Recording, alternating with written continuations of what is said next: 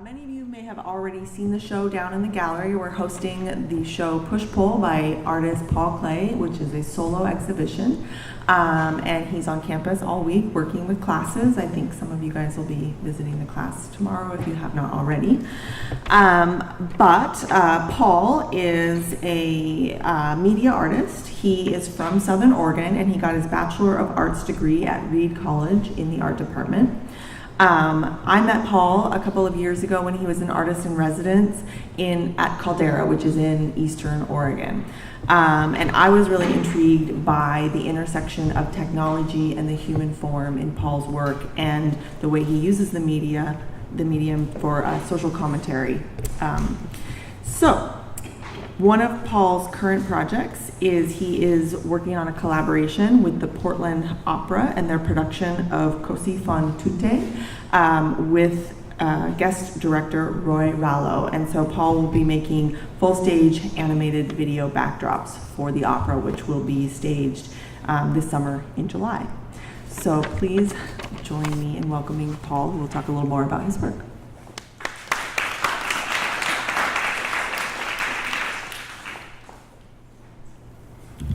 Thank you, Cincinnati, and hello, everyone.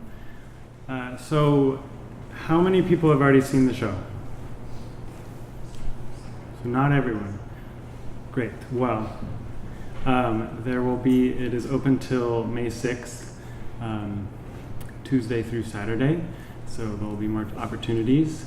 And I will also be running the performance tomorrow, and you can check with me afterwards if you're interested in joining for the very mysterious interactive performance. But it's not going to be mysterious because I'll show you a clip of it tonight.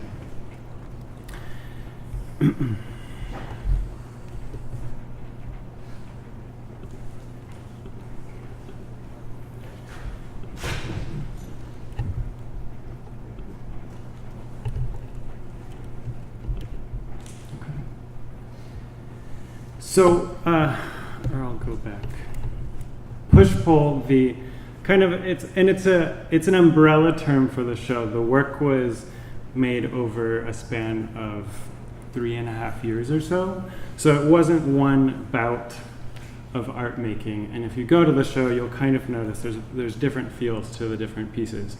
There are 3 pieces of the show, and there's 6 projectors total. And the general theme and something that I'm excited about, interested in, is duplicating, multiplying, automating, manipulating, deconstructing, reconstructing bodies.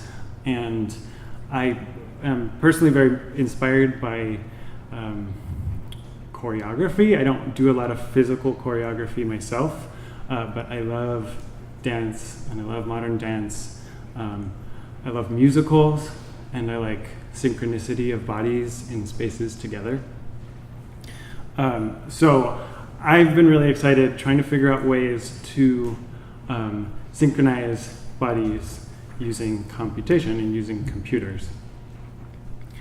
Beyond being interested in this automating bodies and duplicating bodies, I'm interested in the effects that screen time has on myself, and also what effects it has on society. Particularly the effects of advertising on the way that we think, the way that we perceive our own feelings, the way that we perceive other people, the way that we make decisions. And a theme that comes up a lot in my work is a curious or weirded out perspective on consumerism and consumer culture. So these pieces, I highly encourage you to go see them up in the gallery running large projections. This is what they look like. It's 4 videos, and I kind of feel like the series is not finished. I want to do more. And what they are is I'm just going to quickly overview my works in the show, and then I'll go into details later. So this is called Body Landscapes.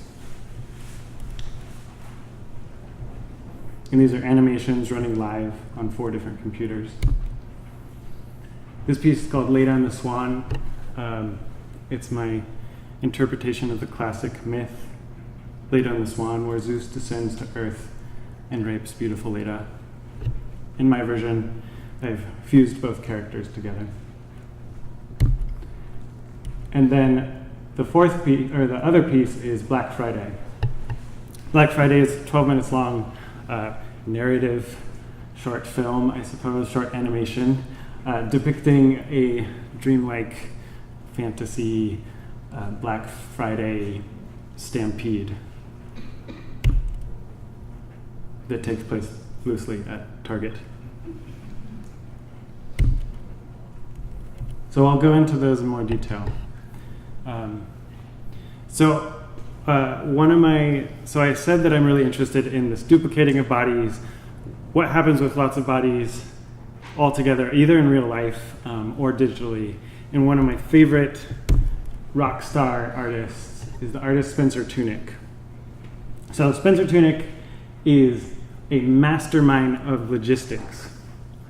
He somehow gets thousands of people. I don't know who's heard of him before. If you've managed to get to participate in one of his events, I'm completely jealous. But what he does is he takes thousands often of people and gets them all naked without their personal possessions by their side in public spaces. So one of his most famous ones, I think this is where this takes place, is in the public square in the center of Mexico City. He coordinates, and he really is a mastermind of planning. How on earth do you get thousands of people safely, cleanly, all laying down in a public square and have nothing go wrong? At least that's something that fascinates me about his work. Then obviously the visual, he's a photographer, so he lays out his images with really great composition.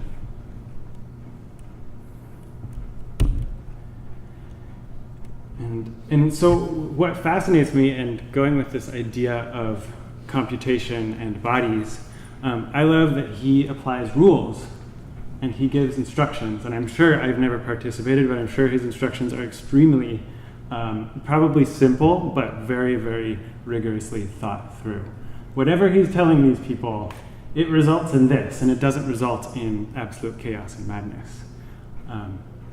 And that's incredible. Where are the porta potties? Where are people's possessions? I don't know.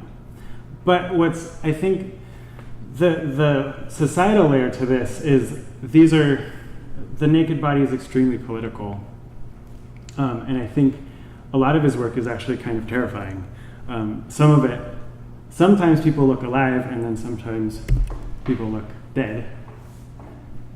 And so he does quite a few where people are just splayed out on the streets, and I think it plays into our fears of mass death, of terrorism. It makes me think about last year's mass shooting in the nightclub in Orlando, though these are made over a period of decades, so he's not necessarily responding to one thing or another. This is a piece he did at the Republican National Convention, women holding up mirrors, I suppose with the message, just look at yourself, in regard to women's rights and the Republican platform. And then I love this photo. This is a report on his work by an Indian newspaper that basically you can barely tell that they're even people. It is just an image of weird blurred squares. And so even in 2017, and it will continue to be, nudity, bodies are political, they're controversial. A photographer that I love is Andreas Gursky. And I like his work because he does these hyper-saturated, very high contrast, very detailed images. And this is his most famous one of the grocery store. And I just love that you can kind of sit and stare at this for a long time. He's well known for taking images from vantage points and having decentralized composition. And the photos are huge. They're actually about this big in person.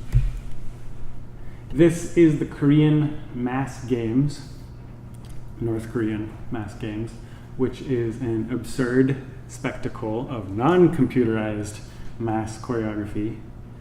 And it's a mixture of dancers, musicians, soldiers, all doing a display of magnitude to, I suppose, impress whoever North Korea is wanting to impress. But Andreas Gursky somehow got in here and got to take this photo, which again is about this big, and if you get to see it in person, it's amazing because of the details. But I love this because it's mass choreography. I kind of wish it was a video. This is the New York Stock Exchange.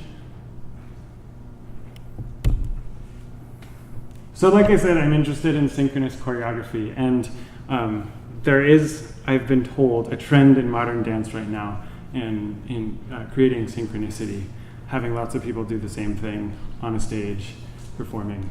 And I would say there's probably a reason for that, and I think the reason is that we are, even if people aren't using computers to make their synchronized choreography, I think the idea of us all doing the same thing and seeing the same thing, talking about the same thing, I think is very present. We can all publish our thoughts instantly. We can all read the same news instantly. We are becoming a synchronous society. So I think, while this is a show tunes like can-can line, I think the idea of us being able to do everything together at once is very, it's very of the moment. Yeah, it's the Music Man. I don't really like musicals for lots of parts of them, but I want to keep the good bits.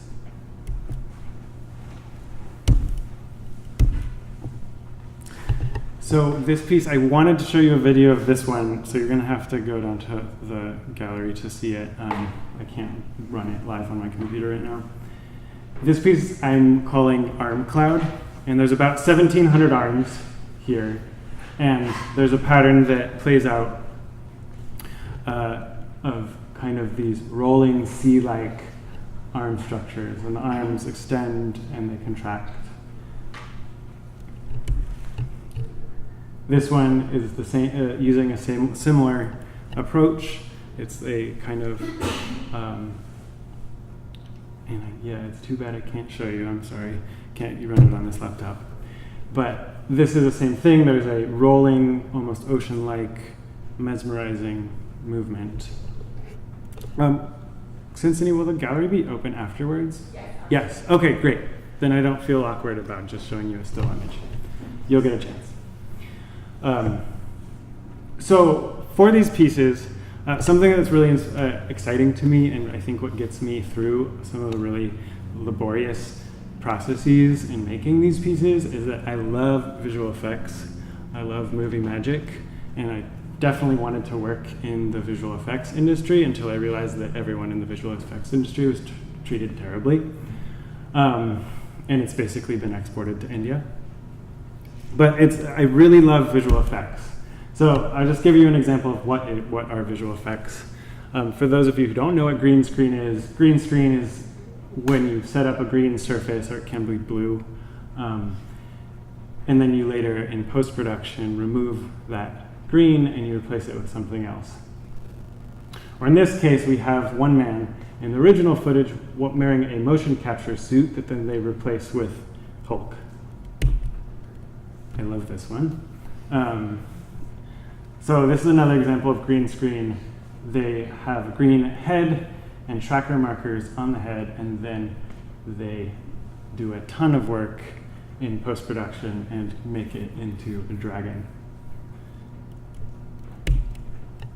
So this is me filming for the Arm Cloud. So I'll just preface this. I love seeing people's behind-the-scenes stuff because it just sort of, I also think a lot of people kind of don't know what happens, how you put together video. People might have more experience with physical materials, but there's a lot of raw materials that go into video production. And green screen is one of them. So what I did is I filmed my hand moving in 16 different directions. I had to cut out my eyes, or a slit from my eyes, because otherwise I would fall over. And this is a very messy green screen job. So if you ever work with green screen, you'll know that all the black creases in the green screen make everything terrible and horrible to work with after the fact. And you end up spending a ton of time dealing with what is an ugly green screen. If this was professional, there would be no seams. It would be beautiful, solid green.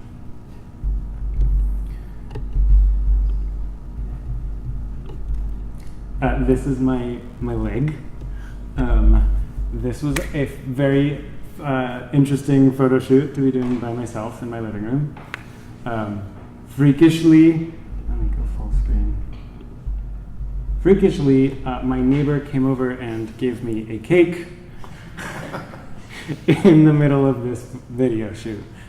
Literally, no neighbor has ever brought me a cake in my life. I'm not sure when the next random cake delivery will be, but of course cake delivery happened during this photo shoot, of all things. So that was interesting. And then this one I really did actually fall over. I'm sorry I don't have a video clip for that, but it would be indecent to play that. Which maybe is an ironic comment after saying that the nude body is political, and I love Spencer Tunick's work. But this maybe doesn't make quite much sense because you haven't seen the video playing. But I want you, when you go down and see the videos in the gallery, the ones on the far right and the far left, which are the leg and arm clouds, as I call them, they're actually running off of, this is actually the clip of video that's running the whole thing. So what I'm doing is I'm taking this video and then controlling the limbs based on whether there is black where the sky is or whether there's clouds. And so this is kind of the raw material to get the organic texture that I wanted. It ends up having more of an ocean feel than a cloud feel in the final version. So I will play this one.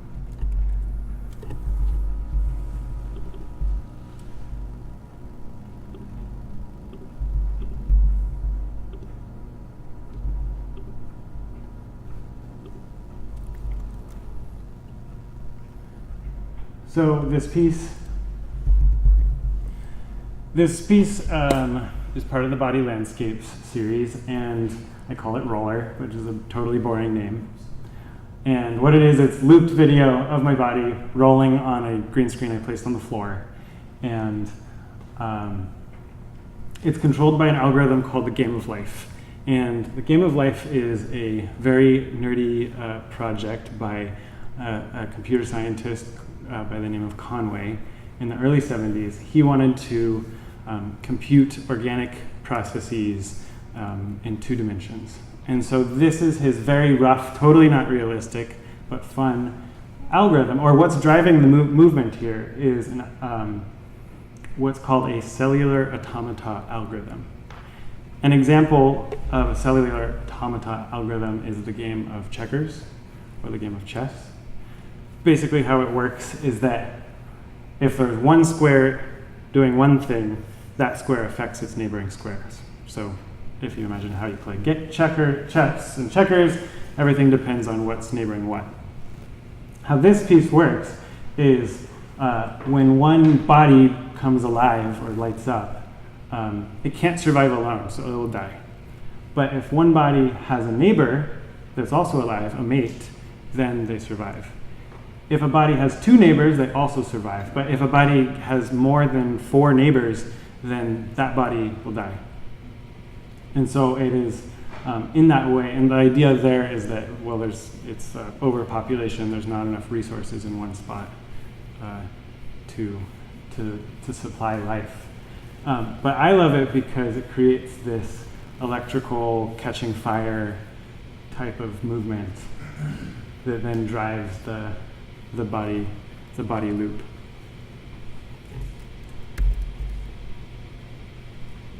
This is using the same technology People think that my body kind of looks like a weird chicken.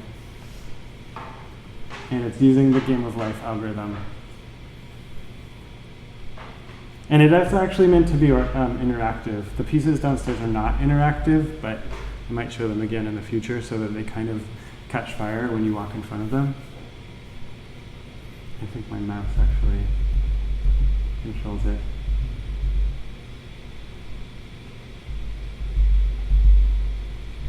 So one thing I'm interested in is, like I said, societal dynamics. How our circumstances, how our environments affect the way that we act, and how the way we act affects others around us. And so I love the algorithm Game of Life because it's just an extremely simple example of how we are affected and connected by our neighbors.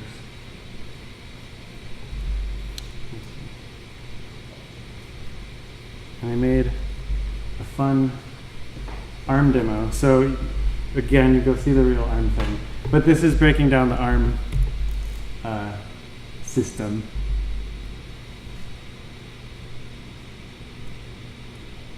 And I made a system where I can transition. And my arms are a little bit out of control. I don't know why. Sometimes they don't do what I want. But I love this. I want to make some really crazy musically synced up ARM things. When you have 1,700 arms in a video, it's like, it feels like there are way more opportunities than just a single video. So, I don't know for any people who are into video, but I'm really excited about the fact the geek in me is excited because you don't really see the transition between the separate video clips. They're all seamlessly blended together. Well, sort of seamlessly if you're watching closely. Anyways.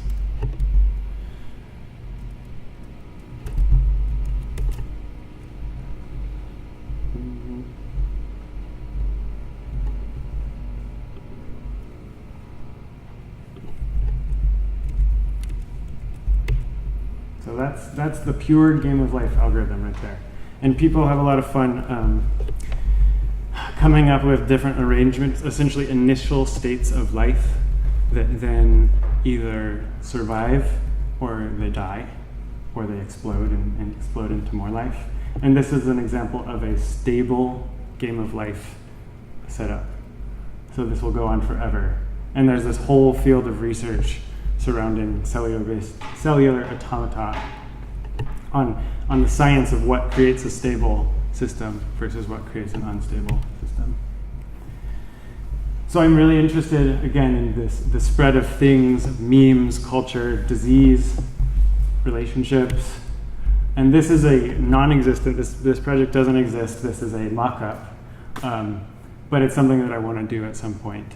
There's a lot of research about the spread of HIV in populations, specifically sub-Saharan Africa. And one project I dream of having the time and budget to do is to do a series of animated dances based on the spread of HIV. So this is a very kind of obvious mock-up. Basically here red is infected, blue is not. And if this were an animation, the dances of uninfected versus infected and versus infecting, being infected would all be different. For those of you who play video games, World of Warcraft, or who have, I don't know, seen Lord of the Rings, you can imagine these huge, crazy, complex battle scenes that are all done with crowd simulation. And so I imagine using some of those same tools of crowd simulation that are creating these giant violent battles and instead creating something like this that's tied up to a real simulation of the spread of disease in populations. This is an image of crowd simulation. So I like the idea, one use of cellular automata, people take it to the next level. So some people use a cellular automata to model stability of society in general. There's one algorithm that supposedly models the stability of democracy. And it's not as pretty as this, but sociologists like to have this cool animation that says, well, if there's too many jails and too many police people and not enough freedom of press, it will, do this crazy, they run this algorithm, and supposedly, democracy doesn't last because, just fall apart, people will revolt. And so the concept of crowd simulation is the idea of moving people in space and the rules of engagement, the rules of how to move large groups of people, what rules result in what behaviors. And so you can see why someone like Spencer Tunick is fascinating, because Spencer Tunick is doing with real bodies what I'm interested in with digital bodies sometimes. And so this is just an example of how if you give simulated humans different environments with certain algorithms, you get a different result. One fascinating, I love the idea of doing a mass performance that is actually just a fire drill at a stadium. Somehow choreographing people during a fire drill at a stadium seems like the coolest mass movement performance. But people are totally studying this in ways to simulate human movement, and of course people are also studying human behavior on the mass scale. So I guess I don't have that right now. So my piece, Black Friday, is, like I said, a narrative 12-minute short video film, 3 channels. And it depicts myself. I struggle with what tense I should use sometimes for talking about this piece, because I could almost talk in we, but that doesn't quite work. So it's a bunch of me's that duplicate, replicate themselves, form a line out in the parking lot, and then I'm going to play a little clip.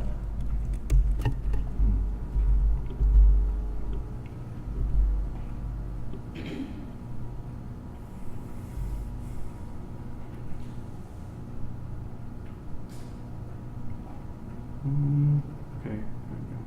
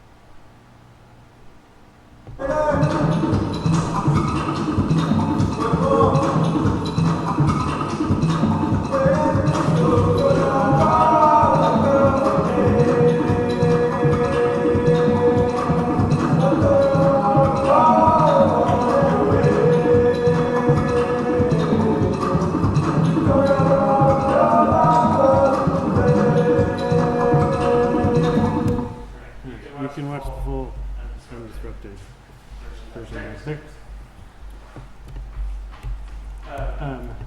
So I think you can kind of see how I think Black Friday is a fusion of both my interest in animation and computation and controlling bodies, but it's also I'm totally inspired and weirded out and love aesthetics and just strangeness. And I'm also concerned about the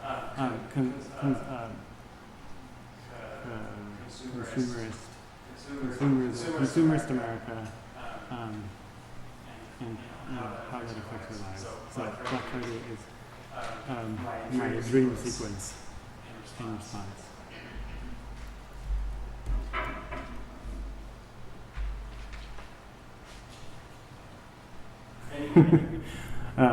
This was a lot of fun. I worked with a sound designer. I did the composition myself and also worked with a couple of 3D modelers who helped me research the layout of Target, the widths of the aisles, the distances between lights, the product categories. I love the details of the consumer landscape. Yeah. So I think a lot about this. So I said at the beginning of the presentation, I'm interested in the effects of how cell phones. What is cell phone culture? I think one thing I think about is the dying art of the bus stop confessional. Basically, we now no longer we're less and less in a place with nothing to do. We almost always have something to do. So less and less we're meeting people on the street, less and less we're talking to a stranger at the bar, the restaurant, wherever, because literally we have something that's sincerely interesting that can be readily looked at any time. And then if you don't want to engage with someone because they're weird or you don't like them or whatever, you definitely have a great excuse. We can always disengage with each other. This is one of my favorite photos. So you guys soak it in. It's this is from a total trashy tabloid. It's from the Daily Mail. And I love that the Daily Mail is reporting that this woman is the only one not taking a photo of Johnny Depp. And she's just totally at peace.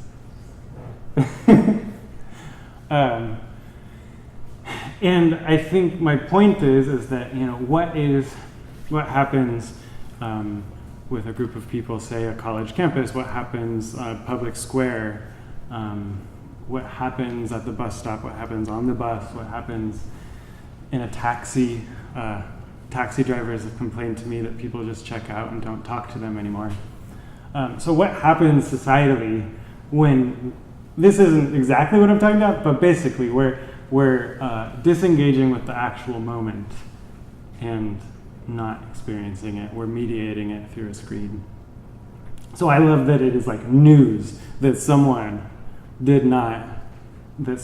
like was in the moment here. So this is a performance piece that I've did 4 times today. And if people are interested, afterwards we can totally do the piece. It is a cell phone interactive piece, and it's, I think, quite a bit of fun to participate in. So at the end I'm going to get a show of hands. If there's enough people, we'll do it.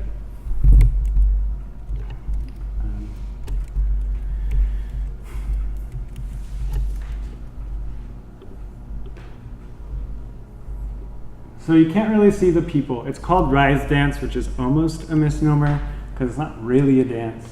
It's more of a song. Rise Dance is a app or a website that I made that runs off of my laptop. And it's a song. So I composed a 3-part harmony composition, very simple.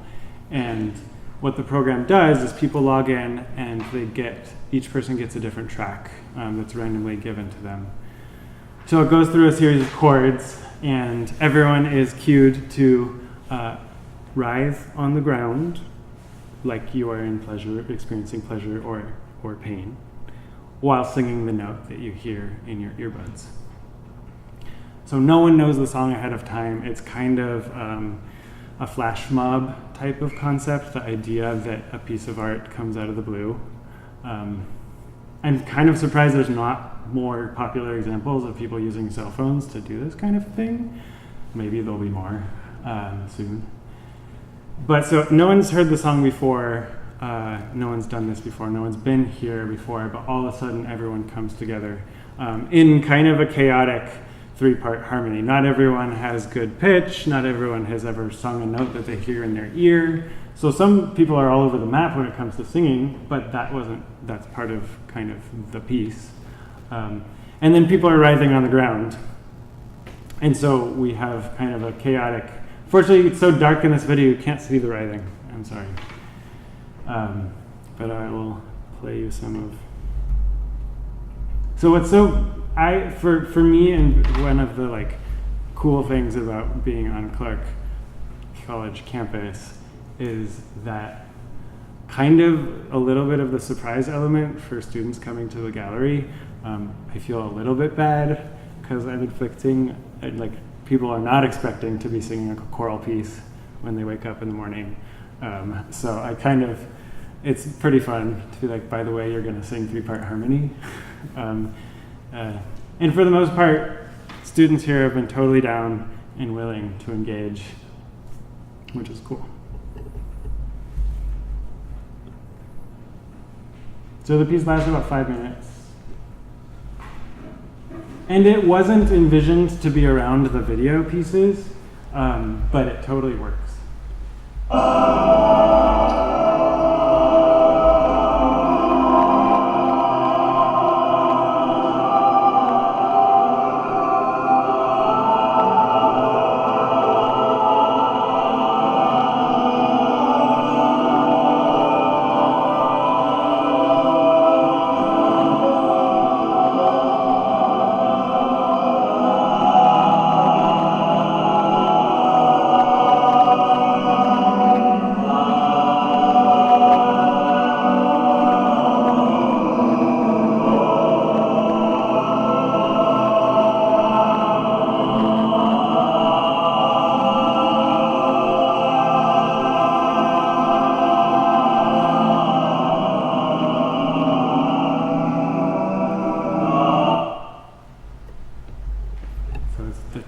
Turning the gallery into a church,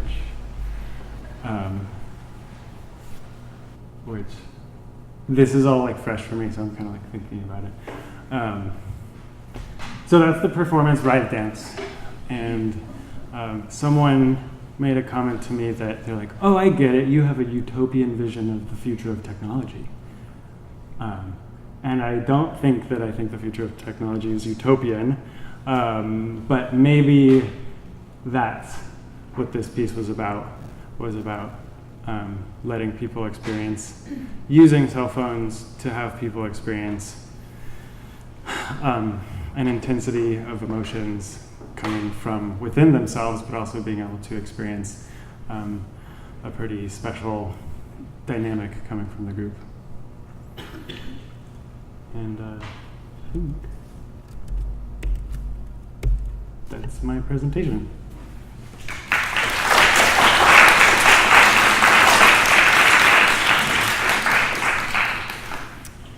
Does anyone have any questions or comments? Can they be about anything, really? Yeah.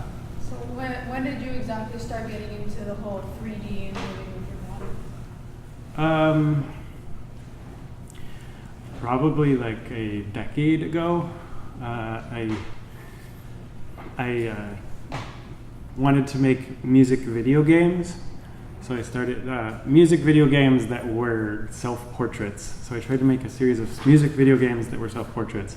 So I started putting myself into video games in different capacities, doing dance moves, synced up to music. So about for a decade. Do you consciously make decisions to change your lifestyle based off of your views on human interaction and connection with others? Yes.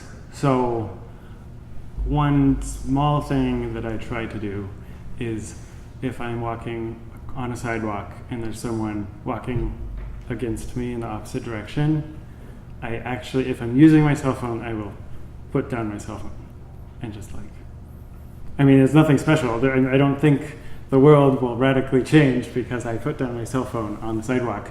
But I think for me, that moment is either a micro engagement or a micro disengagement. And the same goes for riding in cars with friends. I don't take out my cell phone and like thumb through Facebook or whatnot. Because one, I think it's kind of rude if they're giving you a ride, but two, that's kind of a special moment to have a conversation. So I guess I can't say that I have a smartphone, I totally use it a lot and I'm distracted by it and totally go down Facebook rabbit holes. But I think being aware and checking yourself and just don't miss out on things. Also, pedestrian deaths have like tripled in the last 5 years. I don't know if you guys, I don't know, it's not tripling, but it's gone way up. Literally, people are getting squashed because they're checking their cell phones. And drivers are checking their cell phones. Everyone's checking their cell phone and like just squashing each other, literally. So, yeah. So what made you focus on Target for your Black Friday piece? Because they have a really great, simple logo. I mean, it's kind of absurd how recognizable their logo is. And it's not really an anti-Target video, which never was supposed to be, and that was confirmed because 2 people who work at Target saw the video yesterday and weren't upset. So yeah. What's your ideas with light? Because I know you use the clouds, but clouds, I feel like a lot of times it just plays on light. And especially with your arm one, there was a yellow gradient where you kind of had like the bolder yellows and kind of shifted. And I did enjoy all of your different colors, but I was really intrigued how you played with different, I guess, potencies of color. So what is your kind of idea of like, the perfect lighting for your own pieces? Well, the perfect physical real life lighting is totally dark cave. But for the video itself, I think there's a fine line between really making digital art. I think colors can become quickly really corny and cheesy and overwhelming. And some people make really great art that totally capitalizes on making really hyper saturated, colorful explosions. But in the process of making these pieces, I want people to be able to rest their eyes and kind of explore. And so I don't want to really, at least in the body pieces, I'm not wanting to bombard people and instead let people like follow the moments. So that is what guides the color. It's meant to be kind of subtle and then bold enough to draw you in, but not to just kind of overwhelm you and attack you. What kind of like inspires like how you start a piece? Because you said that this piece was like took a very long time. So do you kind of just have a list of things like after you finish one, you just hop on to the next? Because there's a lot of topics I'm sure you want to represent through your pieces. So how do you kind of decide or decipher?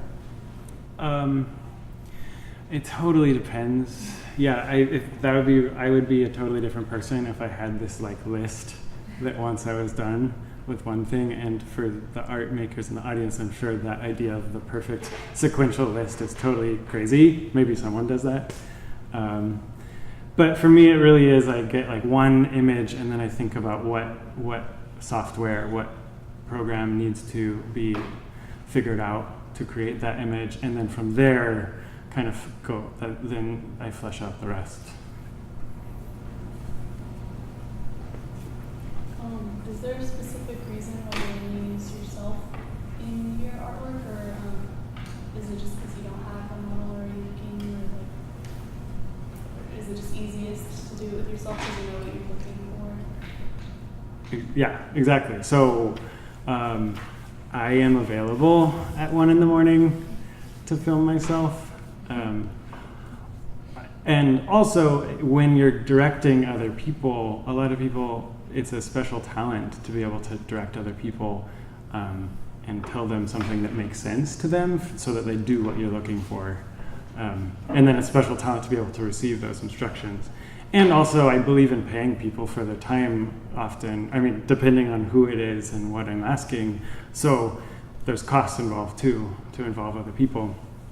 I think a lot of the pieces kind of are, I'm making a statement, and by using my own body, I think that keeps the fact that I'm making a statement simpler. If you use someone else, they become a part of that story, which is definitely not bad. It's just, you need to make sure you're choosing your models wisely. I would probably need to have a really good relationship with someone that I would be using, because their body would have to look comfortable. Yeah. Besides bodies and mass movement, have you looked at marches and protests as well as going on? Yes. So I have a piece, not in this presentation, called what I don't actually forgot what it's actually called, but it's an infinite march of soldiers just walking down an infinite road. And it goes on and on and on. They're just marching, and then there's a sensor in front of the projection that the soldiers will all match your arm movements. And so it's this infinite interactive parade. Now, I love parades, and I think military parades are totally fascinating and terrifying.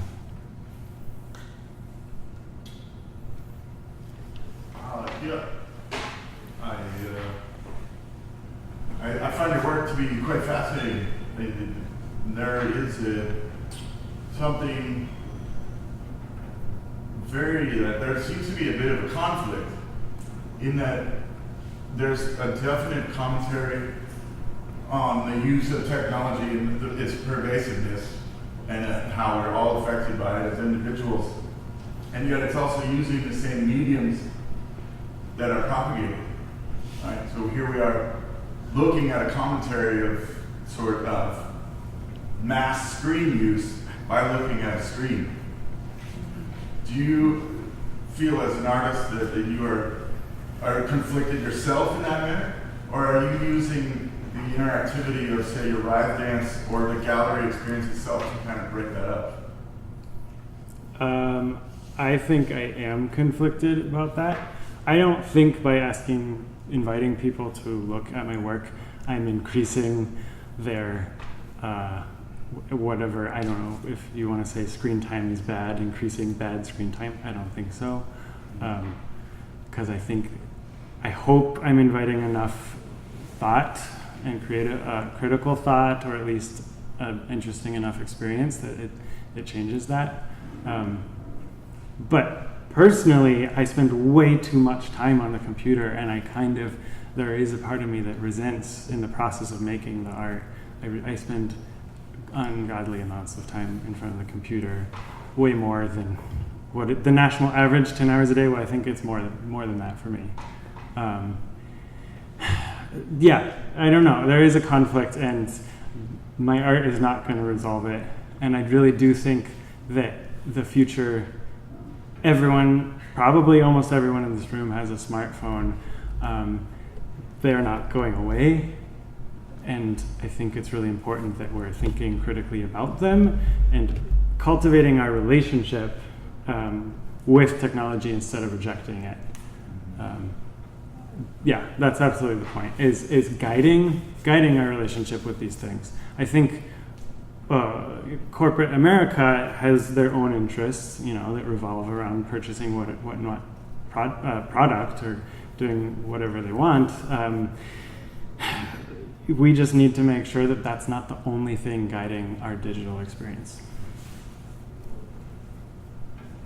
Give you the schedule. But there's one last question.